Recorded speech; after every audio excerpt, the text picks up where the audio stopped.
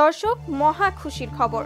শেষ মুহূর্তে বন্ধু সাকিবের ডাকে সব রাগ অভিমান ভুলে বিশ্বকাপে নেপালের বিপক্ষে ম্যাচ খেলতে যাচ্ছেন আজ তামিম ইকবাল।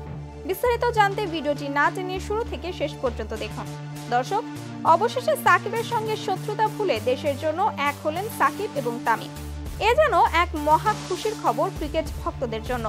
বিশ্বকাপে বাংলাদেশ ওপেনিংয়ে লিটন, সৌম্য, শান্তরা চরম ব্যর্থ। আর তাই বিশ্বকাপে সুপার 8-এ জিতে সেমিফাইনালে উঠতে শেষ মুহূর্তে তামিম হচ্ছে যুক্তরাষ্ট্রের বিশ্বকাপ খেলতে। আমরা তো জানি সাকিব তামিমের দ্বন্দ্ব সম্পর্কে, যেটা দেশের ক্রিকেটে বাজে অবস্থার প্রভাব ফেলছে, যেটা তো আর বলার কোনো অপেক্ষাই রাখে না। মাঠে এবং মাঠের বাহিরে রয়েছে কত শত সমালোচনা।